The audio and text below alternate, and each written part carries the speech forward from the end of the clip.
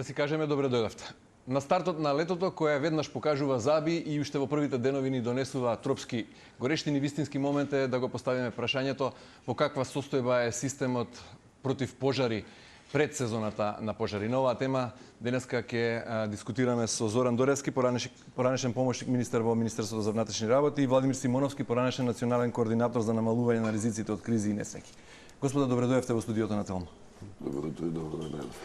Со оглед на тоа што и по вашите професии и позиции и функции сте упатени да го познавате добро системот за противпожарна заштита, генерално вашата оценка каква би била во однос на подготвеноста на системот да одговори на предизвиците кои може да ни ги донесе летото? Зуки како постар да даваме предност. Ние имаме во оваа област една традиционална состојба. Градот Скопје, например, секоја година се соочува помеѓу 1200 и 1900 пожари, од кои 60% се полски пожари, настануваат во втората половина на летото и траат негде до септември, и околу 40% се урбани пожари. Претпоставувам Владко ќе зборува повеќе за пожарната единица, незината опременост, екипираност и подготвеност за интервенции. Меѓутоа, она што би сакал да го потенцирам, за жал, ние не ги учиме лекциите од минатото, и самиот факт што кажувам дека Скопје има традиционално помеѓу 1200 и 1900 пожари, тоа значи дека имаме една бројка која постојано се повторува. Кога би имале ние сериозен систем со развиена стратегија, со добро поставена концепција, главната интенција на институциите би требало да биде процентуално секоја година да се намалува пожарот, бројот на пожари, да се делува превентивните мерки и применувајќи соодветни законски решенија кои ќе наложуваат одредени обврски за сите субјекти и учесници.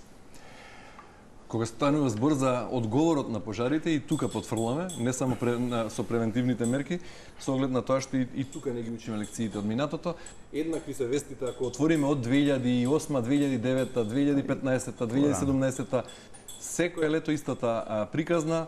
Ја го молиме Господ природата да биде помилостива и да даде дожд, односно да, бидејќи како систем не успеваме да одговориме на предизвиците. Да, како систем не успеваме, за жал, и тоа се примерите што ги имаме со летниве пожари на отворени полски пожари кои траат енормно долго, а Македонија е сосема мала држава со 25.000 километри квадратни, со точно дефинирани ареи, зони, кај ни јавуваат пожарите, во кој период, на кој начин. Ние би требало многу по-брзо и по-ефикасно да реагираме. За жал, праксата покажува дека сега со ваквите пожари се справуваме един со начинот што се активира европскиот механизам за помош, бараме интервенција од надвор и на некој начин се апсолвира пожарот. Додека не се вклучат, да речеме, надворешните субјекти, кај нас пожарот енормно се продолжува, се уништуваат огромни хектари. Пред некоја година имавме можност да видиме, дојде австриците, подигнаа дронови со софтверски програми, точно се дефинира климатскиот фактор, ветерот, географскиот, движењето, санира пожарот за 48 часа. Предходно борбата траеше можеби со недели и месеци, не се сеќавам точно. Симоновски, вие како актуелен заменик командант на скопските единици против пожарни, знаете дека не било секогаш вака. Вашите поискусни, повозрастни колеги се сеќаваат на некои убави времиња во 80-тите години кога ние сме биле тие кои им помагале на соседните држави, па со гордост раскажуваат примери кога учествувале во гасењето на големи пожари во Солун, например. 86-та година. 86-та сме им помагале на грчките пожарникари, сега не можеме сами да изгаснеме пожар. Не сме им помагале, него сме го завршиле пожарот, сме го изгасиле пожарот. Зошто сега не можеме сами да се ја завршиме? Тогашната единица 86-та година била прва која што била на помош покрај италијанската противпожарна бригада која им дошла на помош од воздух. Скопската единица го има изгасено. Нафтената рафинеријата на Мамедакис, и така да они биде тогаш прогласени како херои на Солун. Што направивме во меѓувреме? Ништо, само гурнисавме системот надоле. Зошто? Па, стварно околности, од 90-та година навака до 2005 е под Министерство на внатрешни работи, од 2005 со децентрализација е во локалната самоуправа, територијалните противпожарни единици и од тука почнува падот на противпожарните единици, а со глобалните затоплувања и современските промени, климатски промени што ги имаме, гледаме како се соочуваме летно време со пожари. Значи, ние имаме периоди кои што во Скопје, ќе земам конкретен пример, во Скопје сме имале период каде што 113 дена немало капка дожд. Значи, почнуваме од сушење на земја, од опасност од шумски пожари. Ајде уште малку околу делот на системот и на системските решенија. Ве прашувам како поранешен национален координатор за платформа за превенција на ризиците од кризи, да, имплементација на платформата за намалување на ризици од кризи и несреќи. Колку време бевте на таа позиција? Околу 6 месеци. Недоволно ви беше за нешто да промените или? Недоволно време за да се промени комплетно, а доволно за да се направат оние законски норми, законски процедури кои што требаше да се имплементираат. Значи, што треба да се смени за системот да биде ефикасен? Целиот систем, интегриран систем треба да се направи. Каде што ќе се функционира, каде што ќе се направи една пирамида која што ќе се знае од каде врвот почнува, па све тоа иде надоле од командата, од командната структура, од оперативниот дел до противпожарните единици. Еве, формиран е минатото лето управувачки комитет за исто така реформа за имплементација на таа реформа на системот за заштита од несреќи и катастрофи. Во јануари годинава луѓето од комитетот констатираа дека државата нема ефикасен систем против несреќи и кризи и од тогаш наваму не знам што е направено. Последна вест од страна на државата беше дека ќе бидат вработени околу 400 пожарникари. Видете, што представува систем? Значи, законска рамка, во законската рамка се дефинирани институциите и институциите треба да бидат соодветно опремени, обучени и менаџирани. Ние, например, јас не можам да го сврстам нашиот систем во ниедна концепција, во ниеден модел. Значи, во Европа се јавуваат два вида на системи. Едниот го имаат соседните држави, тоа е рационален систем, например Албанија, Грција, каде што оперативните сили на заштита и спасување се во состав на Министерството за одбрана, во Србија, например, во Министерството за внатрешни, и другите европски држави помали. Како го измисливме ние нашиот модел тогаш? Нашиот модел е концепиран 2005. Нашиот модел е со законот од 2004, а почнува да се имплементира од 1 јануар 2005 и беше пристојно замислен, меѓутоа во меѓувреме доживува бројни девијации. Тогаш е апсурдно и кога слушаме дека 2/3 речиси од законодавството во Македонија или повеќе е имплементирано со европските закони. Како сме тоа имплементирани кога еве само за оваа реформа на овој систем треба да се сменат според директорот на дирекцијата за заштита и спасување новиот Стојан Чангелов околу 19 закони, законски решенија треба да се сменат за да се доведе таа централизирана, да се усогласат, за да се доведе под како што рековте вие централизирана команда тој систем. Да, ма видите, ако во 2005 година се направиле двете институции, не требало што од тогаш да се направат поклопувањата на законските обврски. Значи ингеренциите и поклопувањата им се негде околу 80% и на Центарот за управување со кризи на дирекцијата за заштита и спасување.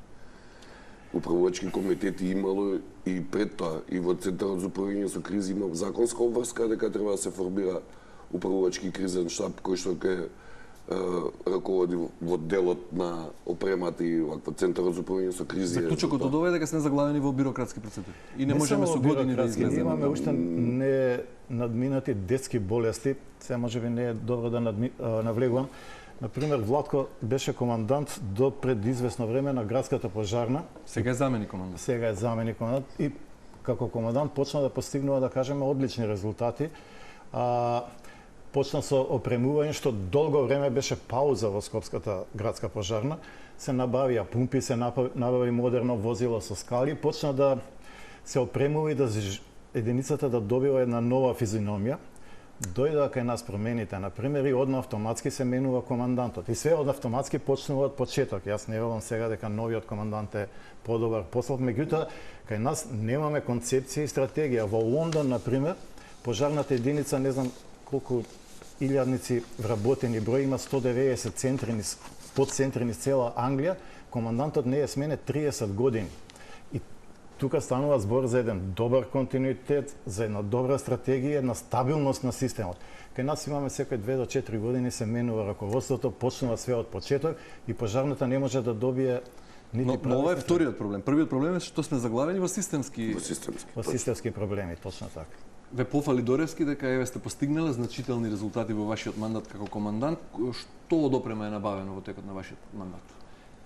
Доволно опрема која што требаше, која што беше потребно согласно буџетите кои што ни беа одобрени во 2018, 2019, 2020 во време на короната и 2021. Што значи тоа доволно опрема? Кога е последен пат набавена лична опрема за пожарникарите на територија на град Скопје? 2019. Што комплет опрема? Комплетна опрема, да. И плюс опрема за шумски и технички интервенции. Колка е просечната старост на противпожарните возила на територија на Скопје? Над 47 години. Над? Над 47 години. Возилата се над 47 години. Возилата, ако ги гледаме сега по просек нов, е негде околу 30 до 37 година. Не набавивте во време на вашиот мандат возила? Имавме набавено противпожарна пескала од 42 метри, имавме набавено возило кое што беше за теренска шумски и теренски интервенции со пумпа дополнителна и реставрирано уште 2-3 возила кои што беа понови, а беа тргнати на страна. А претходно, таа 42 метарска скала пред да се набави и таа лична опрема во 2018-та што велите за пожарникарите. Кога било последен пат Скопската противпожарна бригада снабдена со опрема, со скали? Со скали не е снабдена. Од 80-тите години или 70-тите? Не, донација од Нинберг. Се двете скали донација од Нинберг 2009 или 2010. А последно возило е купено 2011. Во време на кога бевте вие командант, купивте возило? Не, Благој Менковски. Не, вие баравте, не ви дозволи или? Не ви одобри буџетот? Не, буџетот беше одобрен, него заглавуваме оние процедури кои што се појавни набавки. Секогаш. Повторно система, значи. Повторно система, да. Во јавните набавки кои што траат долго, кои што траат да не речам бирократски, па имаш пододувачи. Како тоа го премостил Благој Менковски, вашиот претходник, во 2011-та кога набавиле? Па 2 години се мачеле за да го набават. А вие не се мачевте 2 години? Па ние се мачевме скоро 2,5. И не успеавте? Не успеавме само скалата да добиеме. Возилата не. Ајде малку и околу бројот на пожарникари, колку вработува Скопската противпожарна единица? Моментално 203. Според законот треба најмалку двојно повеќе. Најмалку 414-415 со новиот попис од 2021. Тоа е член 5 од законот за пожарникарство. Да, закон за пожарникарство. Каде што пропишува и територијална распределба, збориме територијална големина на градот и плюс по 1500 жители еден пожарникар.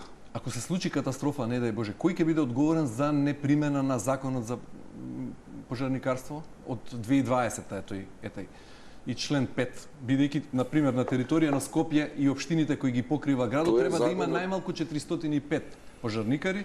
Ние моментално имаме околу 200. Ама ние не правиме муабет овде се само за Скопје. Ние правиме општо за сите градови. Сега само за Скопје да прашам. Кој ќе биде виновен за непочитување на законот? Градоначалникот, командантот на единицата? Прашањето е многу легитимно. Не може да биде градоначалникот. Затоа што градоначалникот согласно планот и програмата за вработување одобрува вработување преку Советот на градот Скопје, конкретно за градот Скопје, ќе кажеме, одобрува. Личниот доход и платата ја зимаме ние преку Министерството за одбрана, преку буџетот на Република Македонија. Збориме како намеска блок дотација. Ме разбирате, така да пак ние треба да добиеме согласност и од Министерство на финансии, и од администрација, од МИОА, и треба да се добие согласност за бројката. Ако имаме, ја имам проектирано во 2019 година имав проектирано 80 пожарникари. Нови вработувања? Да, нови вработувања. Во планот и програмата ни одобрија само 20. Тогаш министар за финансии беше Драган Тевдовски. Се жалевте некаде? Имаме дописи све комплетно и до премиер, и до министер, и до тогаш беше блок наменската дотација преку Министерство на внатрешни работи. Доревски, кој е одговорен за непочитување на закон? Еве, закон не се применува, конкретно институција град Скопје не почитува закон за број на вработеност на пожарникари. Па во принцип, како што го поставивте прашањето, ќе се отвори исто онака Пандорина кутија како сега во Кочани. Една темелна истрага ќе опфати голем број институции и функционери кои раководеле со институциите заради во поголемиот дел од случаевите заради непревземање на мерки и активности за кои биле надлежни или должни да ги превземат. И ова што го зборуваме за Скопската, постои една огромна диспропорција, внатрешноста е многу, Македонија има 19 Сигурно што во Скопје единици. е ваква состојбата, можам да замислам како е во другите Во општини. другите општини е многу полоше. Еве вам како експерти за корпоративна безбедност и гасење на пожари, ви падна ли во очи информација сега околу таа трагедија во Кочани, колку пожарникари има вработено во таа Кочанска противпожарна единица, колку од нив излегле на терен ноќта за време на пожарот, дали имале лична опрема, дали гаселе, дали имате информации за ова? Мислам дека 7, да не биде точно, 7 вработени или 7 излегле? 7 пожарникари вечерта излегле на терен затоа што толку биле ноќна смена. А колку има вработено Кочани? Според законот треба да има 21, мислам. Па мислам дека они треба да имаат околу 18 или 19 моментално. Ако имам точна бројка од Имаат тие пожарникари командирот. тамо лична опрема? Заштитна? За да влезат во опожарен објект? Па мислам дел. Не Секаде сме е дел. сигурни, не сме сигурни точно дали, мислам, не знам околу изолационите дишни апарати дали ги имаат комплетно сите поединечно за секој пожарникар, ама еве и да имаат 4-5 не се доволни за таква интервенција каква што беше Кочани. И бидејќи добро ја познавате работата, ве фаќа малку страф во однос на тоа дека еве сега на прагот на новата сезона на пожари и урбани и шумски зборувам, ние немаме, еве кажувате како е опремено Скопје за заштита од пожари, можам да замислам да не се повторувам каква ситуацијата е слична или полоша во помалите општини. Еве на пример, вашиот сегашен шеф командантот го советувате да бара поголем број на вработувања, бара од актуелната министерка за финансии, каква е комуникацијата со градоначалничката? Ама бараме, ние секоја година сме барале и сегашниот командант пред и сега пред месец дена за 20 мај го повтори истото. И на промоцијата на дронот го повтори истото. Дека состојбата е иста што била и во 17 и во 18 и во 16. Значи ние само дополнуваме, ние со ново примените вработување, ние ги дополнуваме оној период и оној вакуум кај што повеќето одат во пензија. Значи одат во пензија. Колка е просечната старост на пожарникарите на територија на Скопје? Па сега со ново примените негде околу 46-7 години. Какви се европските искуства? Европските искуства негде Хрватска ако ја земе до 33 до 34 години. Како најблиска и како најкомпатибилна, да речеме, во делот на пожарникарството и во делот на инфраструктурата. И второ, ќе се надоврзам на вашето прашање дали не фаќа страф. Не може да не фаќа страф затоа што више навикнав. Значи ние правиме муабетов де сега за пожари. Значи ние збориме за пожари затоа што ни доаѓаат летна сезона. Во делот на disaster risk reduction проаѓаат повеќе ситуации. Значи имаме несреќи, поплави, сообраќајни несреќи. Скопската интервенција, Скопската бригада интервенирала сегде. Добро, се прашувате ли како експерти од струката, еве, например, што направија надлежните, тој управувачки комитет, каков што имало и во минатото, видите, една година сега мандатот новата влада денеска, пред непол месец директорот на дирекцијата за заштита и спасување, актуелниот директор, новиот, Стојан Чангелов, рече дека дирекцијата е во агонија. Делот авионите за гасење пожар повторно не се сервисирани, пилоти нема. Зошто, например, поставувате ли вие прашањето во оваа година не беа обучени нови пилоти? Наместо еве сега МНАВ да вработува мајстори за клими и советници, да беа вработени нови пилоти кои ќе ги обслужуваат ер-тракторите, да речеме. Кој го поставува ли некој ова прашање освен на пример медиумите? Ама тоа е системско, цело време ние го поставуваме тоа прашање. Што е сменето од 2005 година, 2006 година како дирекција за заштита и спасување? Со сите промени на директори. Што е донесено они имаат законска обврска да купуваат опрема за противпожарните единици во Македонија. Дирекцијата за заштита и спасување. Дел од буџетот и дел од финансиите со одлука на влада во 2006 година е дозволено се добиваат додредени средства, кои што тие средства треба да се употребуваат за опрема на територијалните противпожарни единици.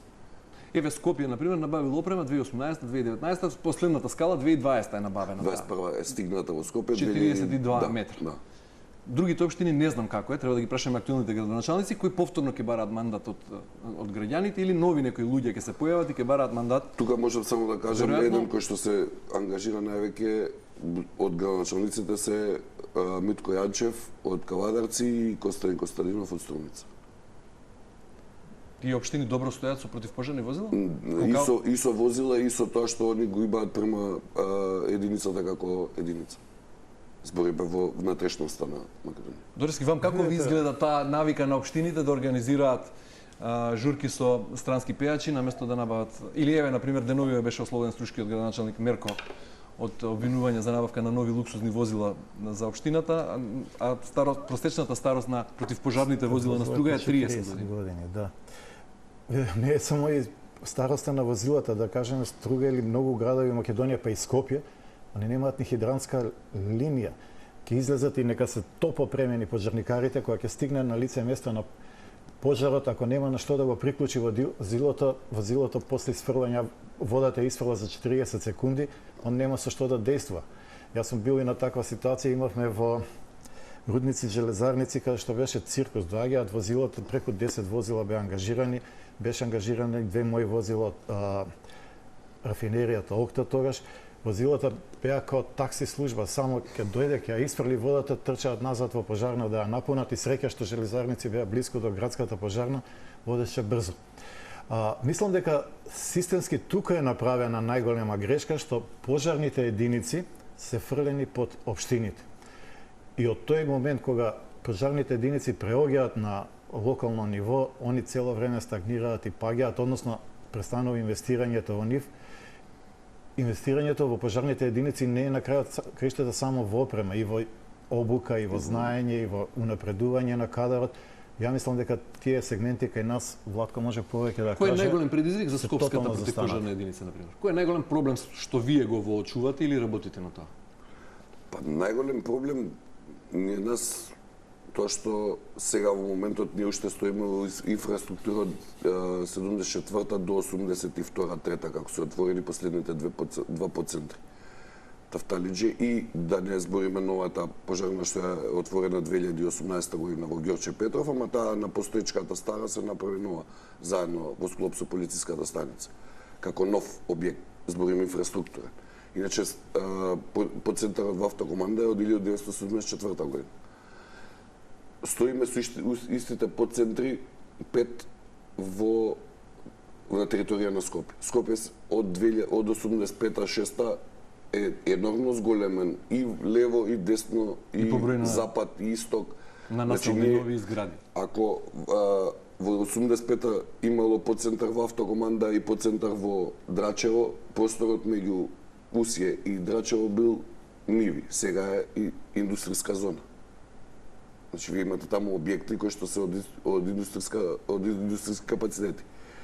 Ако го земеме Визбегово, го имате исто Визбегово. Визбегово порано немало објекти, сега имаме индустријски објекти кај што има сериозни капацитети кои што се од индустријски потенцијал и кои што се сериозност поголема за градот. Со оглед на се ова што го зборува Симоновски, дали тоа спојување на пример на Центарот за управување со кризи и Дирекцијата за заштита и спасување и тие системски промени кои треба да се направат што е можно поскоро, ќе го решат ли проблемот или ќе го ублажат само? Административно да. За мене многу поважно е кој ќе ги работи овие системски промени, бидејќи немам информација дека се вклучени. Македонија е мала држава, ги знаеме сите луѓе што се експерти, стручни, што може да дадат допринос во оваа област. Јас не гледам дека ќе се направат промени кои вистински ќе соодветствуваат на реалните потреби на Македонија. Кај нас точно се знае проблемите се во летно време пожарите, напролет на есен се поплавите. Поплавите точно знаеме во кои региони се.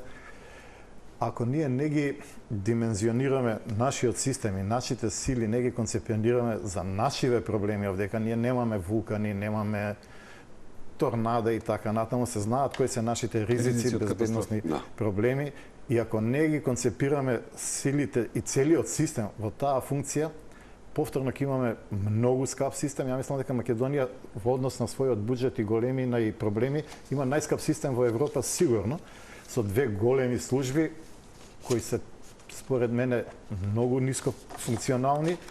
Повторно е све оставено на пожарните единици во локалната самоуправа, а пожарните единици во локалната самоуправа се маргинализирани и слабо се инвестира во нив, опремува и напредува. Така да, клучно прашање е дека во кој правец ќе тргне реорганизацијата на системот и некако како и да работи, дали уопште и ќе тргне. Симеонски, вие сте оптимист? Па како идат годините, не.